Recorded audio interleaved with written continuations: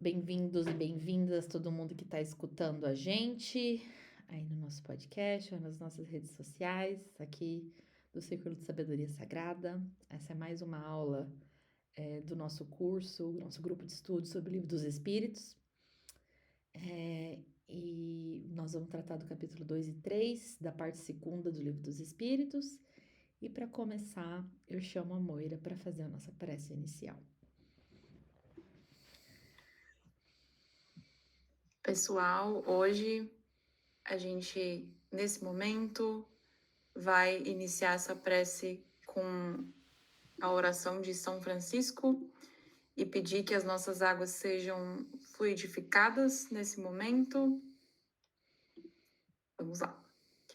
Senhor, fazei de mim um instrumento de vossa paz. Onde houver ódio, que eu leve o amor. Onde houver ofensa, que eu leve o perdão. Onde houver discórdia, que eu leve a união. Onde houver dúvida, que eu leve a fé. Onde houver erro, que eu leve a verdade. Onde houver desespero, que eu leve a esperança. Onde houver tristeza, que eu leve a alegria. Onde houver trevas, que eu leve a luz.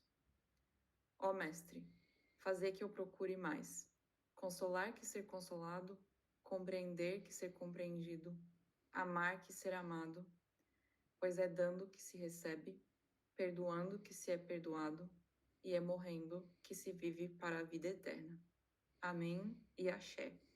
Que hoje a gente tenha uma ótima noite de aula, de troca e de absorção do conteúdo que a Carol vai nos passar. Axé. Pessoal, nós vamos entrar numa fase muito interessante, porque muita coisa vai fazer sentido e a gente vai passar ao redor desse ciclozinho que a gente colocou aqui no slide, que é o que a gente chama de ciclo reencarnatório. Então, ele basicamente aborda dois dos principais princípios da doutrina espírita, que é o da encarnação, né? O da vida espiritual, na verdade, né? Comunicação com os espíritos, a existência dos espíritos e a pluralidade das existências. Então, o que é o círculo encarnatório? É a encarnação, né? Ou vida terrena, o processo de desencarne, né? Que é esse desligamento do espírito da matéria, a vida espiritual, ou seja, é a vida que esse espírito vai levar fora dessa matéria que a gente conhece aqui, e a reencarnação.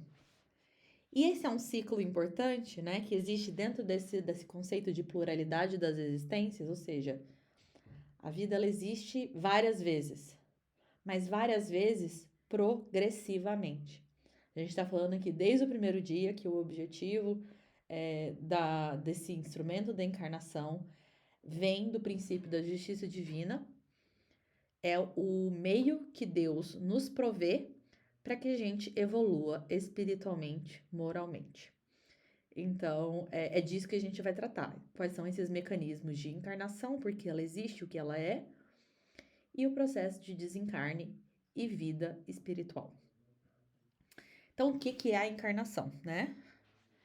É esse processo, essa existência em que um espírito ligado à matéria toma esse corpo físico com o objetivo de evolução. E a reencarnação é esse instrumento, essa ferramenta de aprendizado. Aqui, retomando alguns conceitos que a gente vem falando nas aulas anteriores, né? A diferença entre espírito, alma e perispírito. Então, o espírito é esse princípio inteligente, individual, imortal, né? Que existe desde o princípio, que foi é parte da criação divina desde sempre e para sempre. A alma, aqui a gente tem como um conceito no doutrina espírita, e nesse ponto, isso é bem importante falar, como o espírito encarnado. Então, a alma é o espírito encarnado. Existem algumas outras definições de alma que, assim, não contradizem esse aqui. É óbvio que tudo depende de contexto. Tem uma discussão gigantesca sobre isso no Livro dos Espíritos, nesse capítulo. Vocês podem retomar. Mas para essa finalidade dessa discussão, a gente vai entender isso, que a alma é um espírito encarnado. E aí, a gente também estudou na aula passada, né, que a Moira trouxe pra gente, que existe também o perispírito, que basicamente essa matéria um pouco mais quintessenciada, né, que liga. Ele tem tanto o objetivo de dar forma ao espírito desligado da matéria, né? Então é o que a gente vê quando a gente tem essa mediunidade de clarividência, né? De enxergar ali espíritos desencarnados, irmãos desencarnados, mas ela também tem um objetivo muito importante de fazer essa conexão entre a matéria e o espírito. E então, o perispírito também tem um papel primordial no processo de desencarne. Porque o processo de desencarne nada mais é do que a desconexão do espírito da matéria que acontece ali por meio do perispírito. É o perispírito que está ligado à matéria e é o perispírito que se desliga no processo de desencarne. Tudo certo? Fez sentido esse ciclozinho aqui? Vocês vão ver esse ciclo várias vezes, porque nas próximas aulas a gente vai falar basicamente desse ciclo, das diferentes fases dele, dos diferentes conceitos que ele contém. Vou seguir, gente, mas levantem a mãozinha aí, por favor. Planejamento reencarnatório e provas da vida. O que é o planejamento reencarnatório? Isso é um conceito bem interessante, porque não sei se para todo mundo isso já é dado, né? Às vezes a gente não fala tanto isso. Mas, por via de regra, toda encarnação, ela é planejada. Ela é planejada seja pelo indivíduo que vive a encarnação, mas ela também pode ser planejada pela espiritualidade superior, dependendo dos objetivos e das necessidades de um determinado espírito. Então, o que significa planejamento reencarnatório, né? Significa que a gente vai olhar para quais são essas necessidades e a gente vai escolher quais provas e quais missões vão ser vividas nessa existência terrena. E essas provas, essas missões, elas são planejadas de acordo com a necessidade do espírito. E aí é uma discussão super importante, porque assim, então significa que tudo que a gente vai viver nessa vida tá pré-determinado? Sim e não. Porque sim, é uma analogia muito interessante sobre espiritualidade, principalmente a espiritualidade superior, é que eles estão olhando para frente, ou seja, para o futuro, mas como se eles estivessem olhando de cima de uma montanha para um caminho que vem pela frente. Ou seja, eles conseguem ver um pouco mais longe do que tem ali no caminho. Agora, quem vai seguir esse caminho é quem está vivendo a encarnação. Ou seja, quem vai escolher se vai fazer pegar um atalho, ou se vai pelo caminho mais longo, ou se sei lá, vai aparecer uma pessoa no meio do caminho, cortar o caminho e causar algum tipo de perturbação. Quem vai viver isso é a pessoa encarnando. A espiritualidade, ela consegue ver que aquilo está no caminho. Agora, algo que também faz parte da essência, né, da doutrina, não só da doutrina espírita, mas o que ela acredita que seja a importância da encarnação, é o instrumento do livre-arbítrio. Então, a capacidade que cada um de nós tem de fazer as nossas próprias escolhas, de seguir os nossos próprios caminhos, de acordo com o que tem ali, com o que é nos dado. E o livre-arbítrio ele é essencial também para o processo de evolução, porque é ele que vai determinar o quão rápido ou devagar, talvez, por meio das nossas escolhas, a gente vai avançar. E existe também um fator bem interessante que acho que todo mundo aqui já ouviu falar, diretamente ou indiretamente, que são as relações kármicas. O que é karma? Karma não é um conceito espírita, né? Karma, na verdade, é um conceito budista, até anterior ao budismo, ali a gente vê em muitas é, outras doutrinas, não necessariamente budistas, mas é bem forte, né, dentro dessa doutrina espiritualista, que é nada mais do que as marcas que são deixadas na nossa vida, o que a gente deixa por meio das nossas escolhas. Geralmente, karma é ligado a um conceito negativo, né? Tipo, de dívida, por exemplo. Mas não necessariamente. O karma é isso. É basicamente o produto da lei de causa e efeito. Tudo que você faz tem uma consequência, que é conhecido como karma. Agora, dado que a gente vive num mundo de provas e expiações, a gente pode levar em consideração que existem mais karmas negativos do que positivos, então, que existem mais dívidas do que créditos.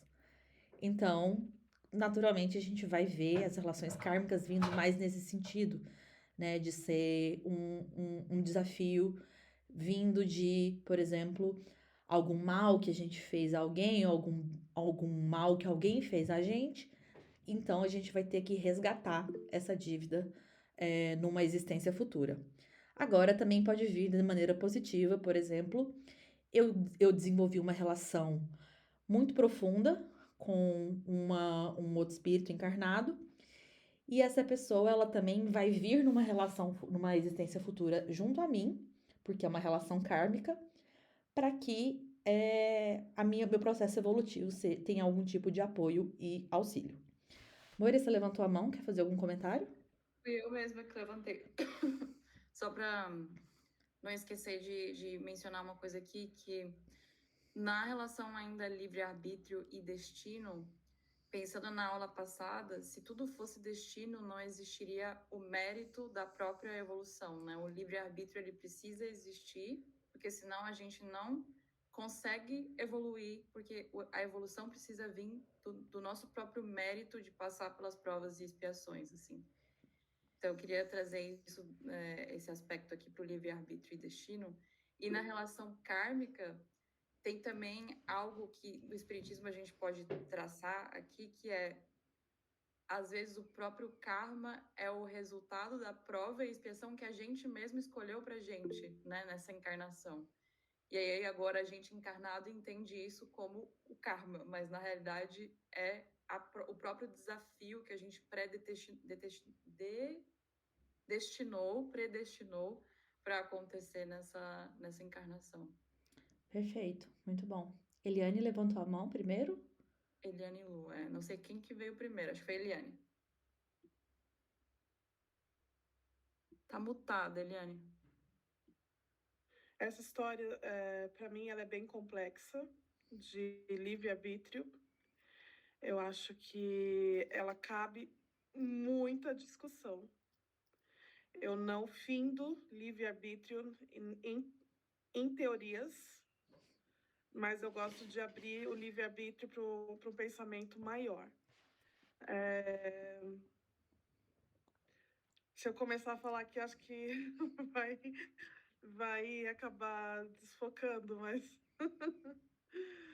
que eu acredito que o livre-arbítrio ele tem muito mais a ver com como reagimos àquilo que já foi pré-determinado. Como que eu reajo àquilo que eu própria, junto com a espiritualidade, determinei para minha vida.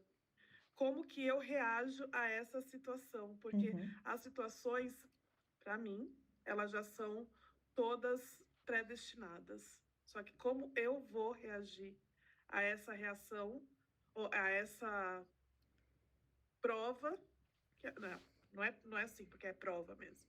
Como que eu vou reagir a essa prova é o que eu preciso enfrentar na minha vida. Faz super sentido. Então, eu não encaro o livre-arbítrio como as igrejas evangélicas ou as igrejas costumam a colocar. Eu encaro mais como eu vou reagir a determinada prova na minha vida. Porque as provas, elas já estão ali, né? Porque senão a gente tira o poder de Deus.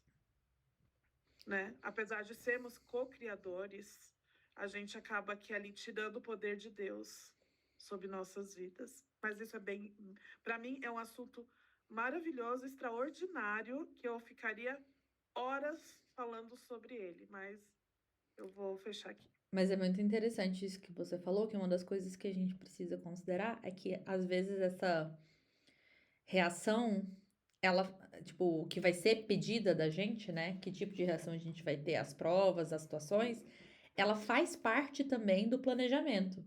Então, está planejado que você vai lidar com uma situação e que vai ser pedido que você reaja de alguma forma. E, de acordo com essa reação, vai ser determinado o quanto você vai é, superar esses obstáculos. Exato, Então, exato. muito É isso que interessante. eu. É, sim. É Legal. isso. É sobre isso. Tem mais uma mão levantada, Moira? Temos, Lu.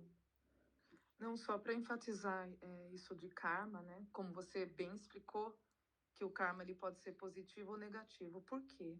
Tem gente que confunde, acha que sempre o karma é negativo. Uhum. Né? E o karma está ligado à causa de efeito, a lei do plantio e da colheita. Aí tem pessoas que acham que o karma é ligado ao lado negativo e o dharma seria o sentido antagônico, né? Seria o positivo. Mas na verdade não. O dharma é totalmente diferente. Ele diz respeito à lei cósmica, à lei universal, à lei do amor, da misericórdia, Uhum. de todas as virtudes divinas.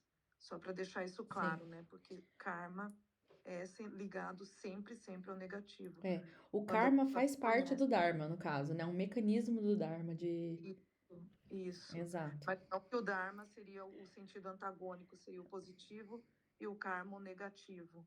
O karma é tanto positivo quanto negativo. O Exato. dharma seria a lei cósmica. Só isso. Ótimo. E karma tá muito ligado a Exu. Não é? Porque se Exu é o grande guardião do cumprimento das promessas, né? Ele também é um grande instrumento do karma. Então, super importante a gente lembrar. E falando em Exu, a gente não pode deixar de considerar que também para um planejamento encarnatório existe a consideração enorme das influências espirituais sobre o encarnado. A gente também já falou isso em aulas anteriores. O quanto os espíritos, né, desencarnados influenciam a nossa existência terrena. Então, no sentido positivo e negativo, né? Então, no positivo, os nossos guias, que a gente tanto trabalha na Umbanda, eles estão conosco desde antes da gente estar aqui. Eles estavam conosco ali no nosso processo de planejamento encarnatório. Foi determinado que eles seriam os nossos guias. Eles e todo o nosso sistema de suporte espiritual, assim como os nossos obsessores.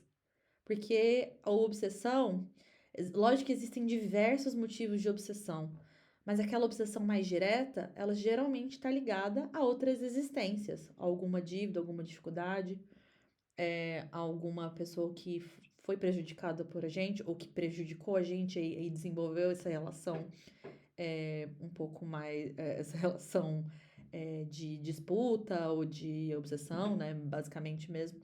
Então, o planejamento reencarnatório, ele precisa também levar em consideração também essas influências. Seguindo, assunto polêmico também, né? Um assunto, acho que já deve ter passado pela cabeça de todo mundo, né? A morte e o desprendimento do espírito. Essa figurinha aqui, ela é uma representação de um livro. Eu acho que é Os Missionários da Luz, se eu não estou enganada. Eu vou olhar direitinho.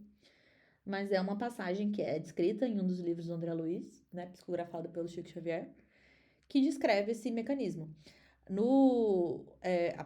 gente está estudando aqui Kardec, mas no espiritismo, na doutrina espírita no Brasil, o grande responsável por dar forma, né, narrar esses mecanismos todos, foi Chico Xavier, com certeza, com os livros dele. Então, para entender mais sobre esse processo, né, de vida espiritual. Super, super recomendo os livros dele para isso. Mas o que a doutrina diz sobre o que acontece na hora da morte? A morte é o que eu tinha falado, é a separação do espírito do corpo. Ou seja, é quando os laços, literalmente laços, né? Que visualmente é o que se diz, que existem conexões energéticas ali entre o perispírito e o corpo, e essas conexões elas se desfazem. Quanto tempo leva para se desfazer? Não existe uma regra de tempo, existe o entendimento que quanto maior o apego material do encarnado, né, enquanto vida, mais complexo e mais difícil vai ser esse processo de desprendimento. Então, disse que um espírito mais elevado, que tem uma vida mais voltada, menos voltada ao materialismo, mais às coisas simples, à humildade, ele vai ter um processo de desprendimento, né, desligamento e de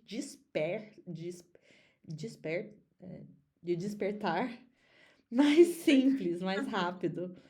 Deu uma bugada, pensei em alemão, gente, desculpa. Assim como pessoas que têm mais apego à vida terrena, e eu não tô falando só de dinheiro, eu tô falando de qualquer aspecto da vida material, gente. Pode ser dinheiro, pode ser comida, pode ser substâncias, pode ser roupas, mas qualquer coisa que faça assim, que se limite a sua existência ao que está acontecendo aqui e não à eternidade da vida. Isso te torna uma pessoa mais apegada à matéria. Logo, tende-se a acreditar que essa pessoa vai ter mais dificuldade nesse processo de desligamento. E aí, é um assunto bem complicado e até um pouco pesado, porque existem muitas obras que narram, como eu falei, esse processo de desprendimento e processos não muito simples nem muito agradáveis, né? Eu acho que até traumatizam a gente um pouco. Eu lembro de ser criança e estudar e ouvir umas histórias, assim, meio macabras, assim, de pessoas que passam por, talvez, um processo um pouco mais traumático de desencarne e não tem essa noção de que isso aconteceu. Então, levam um tempo para entender o que tá acontecendo, que ali o corpo tá inanimado, que você já não tá mais ligado a esse corpo. E aí, porque estão apegados à matéria e estão nesse processo de compreensão e muitas vezes de confusão, né? E aí vem o papel dos guias, né? Sempre os guias estão nos ajudando nesse processo. Agora, o quanto a gente vê esses guias nesse processo ou não, tá ligado ao nosso nível também de desprendimento e de compreensão desse processo. Eliane levantou a mão? Sim. Sim. Pode falar. E aí eu trago para cá também a importância, mas o que a gente também não tem muito, a gente não tem o que fazer nessa situação, que é o enterro, né? Sim. Que geralmente no Brasil você morre hoje, amanhã, 3 horas da tarde, você já está sendo enterrado, né? Isso é horrível, é um processo horroroso, é um processo até desrespeitoso, né? Aqui na Alemanha se leva no mínimo 10 dias, porque eles acreditam realmente que a alma precisa desse tempo para se desprender. Isso é Né? bem... Então, aqui na Alemanha se leva 10 dias, né, para se enterrar ou cremar uma pessoa. E no Brasil é tudo muito rápido, mas isso não está nas nossas mãos, mas era um assunto que deveria ser mais discutido também, que ninguém leva, né, a sério, ou ninguém dá importância a isso, mas é algo muito importante. Muito importante. Você falando isso, me veio uma coisa na cabeça, eu acho que eu acho que quando a gente tá nesse momento, né, super crítico, né, triste do velório, é sobre a família, né? É sobre os entes queridos, assim. Sim, é um momento de lembrar, de honrar ali a pessoa que desencarnou, mas o foco é no sofrimento da família, né? Então, talvez por isso No seja Brasil, você no diz? Eu acho Brasil, que no no Brasil Brasil. é uma questão não disso, não é uma questão de levar em consideração o sofrimento familiar, e sim uma questão saneamento, não é saneamento, como Hum. que chama? É higiene. Ai, como que é? Tem um nome para isso.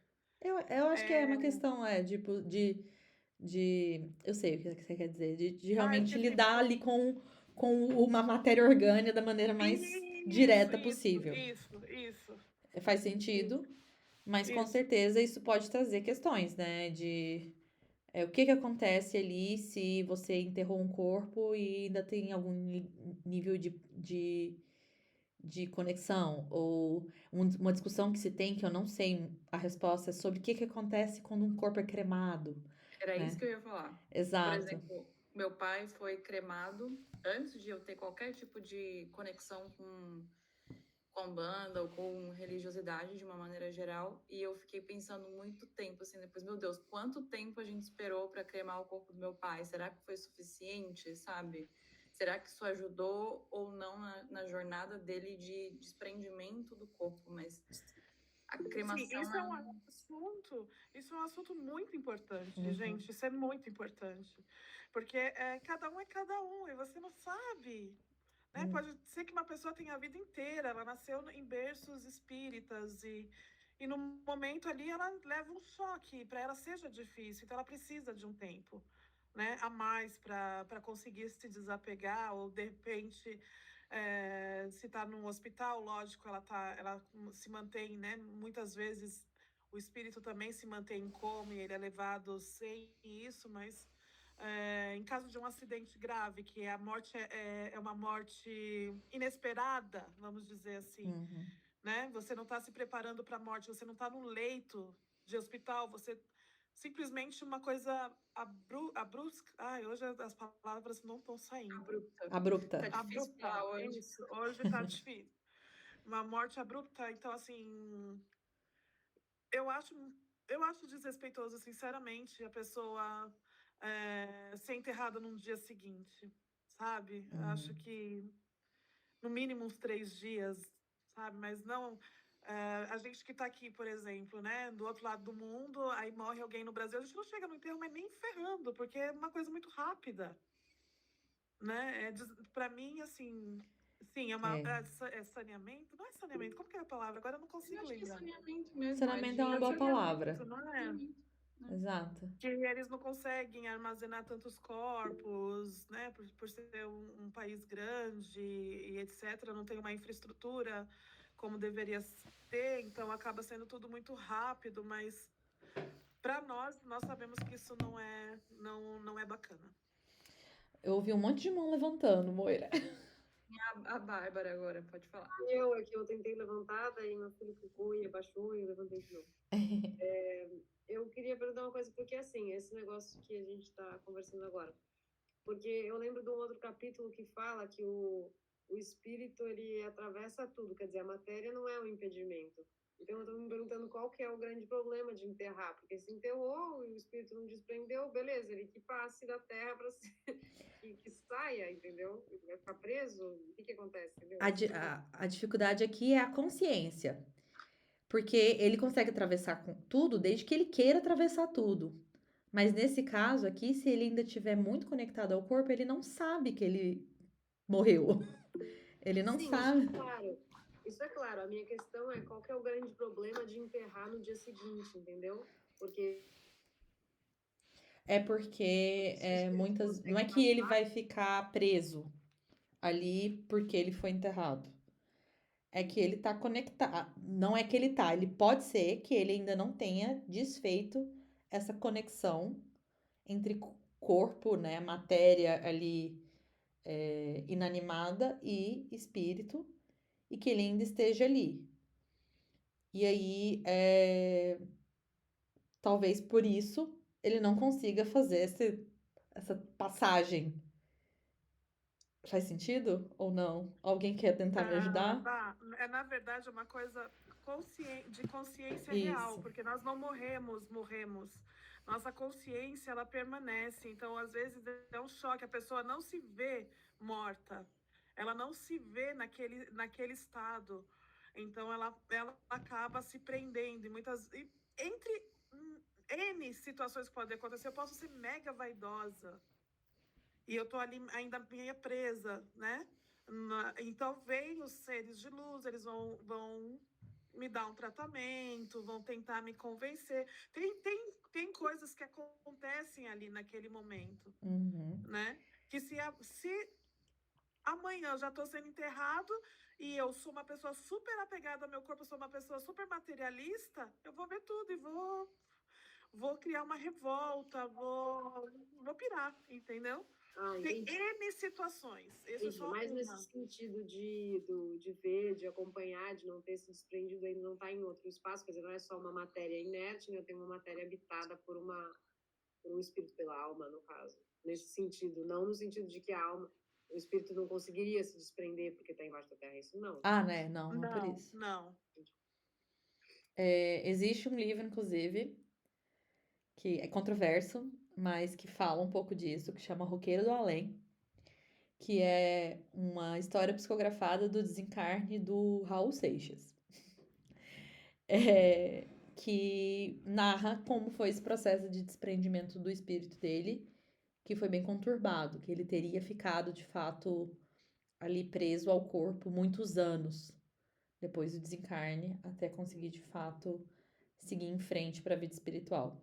Então, se alguém tiver alguma curiosidade, é bem interessante. Tem o Guardião da Meia-Noite também, do Saraceni, né? Que fala Isso, sobre que aí já desencarne do Guardião da Meia-Noite. que já é no âmbito da Umbanda, bem interessante. Gente, se alguém nunca leu o Guardião da Meia-Noite, por favor.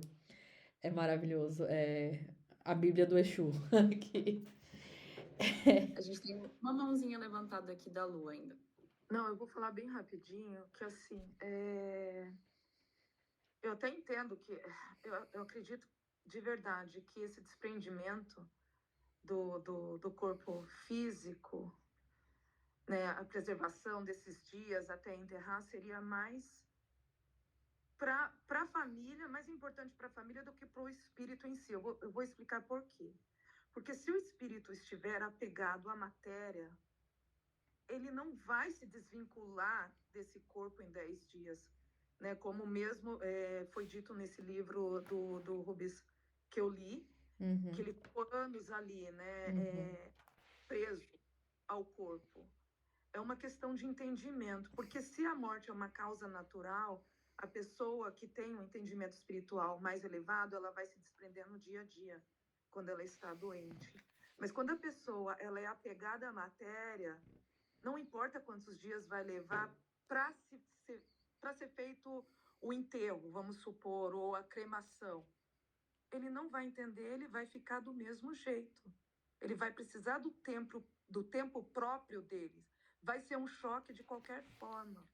Eu entendo dessa forma. Né? Se a questão, se não interfere na questão espiritual, então, eu não sei se eu estou me fazendo clara.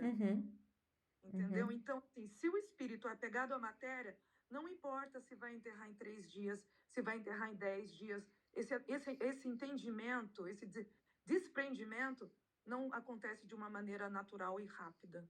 Leva anos e anos, às vezes. Eu acho super válido mesmo esse seu comentário, porque é isso. Não é o corpo que vai determinar, né? Se o corpo está disponível ou não. É a consciência. Então, e tudo isso a gente está falando pra gente pensar no nosso nível de consciência atual. Não é mesmo? Tipo, o nosso nível de materialismo ou a compreensão que a gente tem da vida eterna atualmente. Porque é isso que vai determinar o nosso processo também evolutório e como a gente vai passar por esse processo no futuro. Já tá falando spoiler da dinâmica, Carol. Ai, desculpa, amor. Não me segurei. Tá ótimo, fez a conexão. Ótimo. E aí, vamos falar um pouquinho de vida no plano espiritual. Então, a gente já falou da encarnação, da importância da encarnação, como é que a gente se planeja para essa encarnação. Depois, no fim, né, da encarnação, como é que é esse processo de desprendimento. E como é que são as sensações, né, que levam a esse processo de desprendimento. E uma coisa importante de falar é que talvez a gente se pergunte muito, assim, de maneira muito simplista, morrer dói? Fisicamente pode doer, né? Obviamente, dependendo de como foi esse processo. Mas espiritualmente não é uma dor, né? Pode trazer outras sensações, dependendo desse processo de conexão ou desconexão com o materialismo. Mas, na verdade, espiritualmente, desde que aconteça das maneiras planejadas e naturais, né? Não é para ser um processo doloroso. Mas o que acontece, né? A gente desencarna e aí a gente acessa esse novo plano, né? Que não é um novo plano, na verdade, porque é o nosso plano original, né? Eu já contei essa alegoriazinha de a gente mora na nossa casa, mas a gente vai para a escola, vai lá, aprende tudo que tem que aprender e depois volta para casa. Então, o retorno à vida espiritual é o retorno para nossa casa. E, obviamente, cada indivíduo é seu indivíduo e depende muito das vivências e dos processos, de como foi esse processo desencarnatório, mas a gente pode dizer que o despertar, né, no plano espiritual, ele pode ser ou um despertar de lucidez ou um despertar de perturbação. Na maioria das vezes, nessa vida espiritual, nessa vida terrena que a gente vive no mundo de provas e expiações, vai ser um despertar de perturbação, porque a gente ainda é muito ligado à matéria, né? Então, a gente tinha que ser um Chico Xavier da vida para ser um processo mais natural e ainda assim a gente não tem 100% certeza de que foi tão tranquilo assim para ele, né? Mas esse processo de perturbação, ele também está muito ligado ao nosso nível de consciência. Então, antes de eu falar do umbral, eu não sei se alguém quer comentar alguma coisa, que eu ouvi um A Eliane barulhinho. tá com a mão levantada. Eliane? Eliane? Não? Tá, daí tá. Vou Pode seguir. continuar, Carol. Depois ela. Então, eu não sei se todo mundo já ouviu falar dessa palavra aqui, se não me perguntem, mas existe o conceito, né, a ideia do umbral. Umbral não é um inferno, não é um lugar abaixo da terra, é também um nível de consciência num plano que não é o terreno. Então, umbral é a gente chama de região espiritual. Uma região espiritual em que estão ali espíritos na erraticidade ou espíritos que estão muito ligados à matéria, estão nesse processo de perturbação, que estão ali ainda sofrendo as consequências naturais do que viveram na Terra e aí espiritualmente ainda estão vivendo essas consequências, né? Ainda estão nesse estado de consciência e que estão ali suscetíveis a serem resgatados, mas desde que exista também essa consciência em determinado momento ou essa necessidade, dependendo da situação, dessa pessoa ser resgatada. Então, eu botei aqui uma fotinha do umbral, que é a imagem mais comum que a gente tem do que é o que poderia ser um umbral, né? Um ambiente sombrio, com criaturas que são espíritos, mas ali às vezes o perispírito dela tá plasmado de uma forma que é meio animalesca ou que é mais sombria. Eu não sei quantas pessoas aqui assistiram o filme Nosso Lar. Ó, Carol, onde o Alexandre da Viagem? O Alexandre da Viagem nem no umbral tava, porque ele tava apegado à matéria ainda. Ou tem algum momento que ele vai pro umbral? Eu não tô lembrando da novela. Mas ele ficou ali como obsessor, né? Das pessoas, porque ele tava muito apegado à vida material.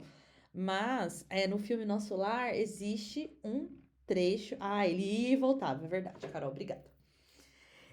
No filme Nosso Lar, uma das partes iniciais é exatamente o despertar do André Luiz, ali, em que ele desperta no umbral.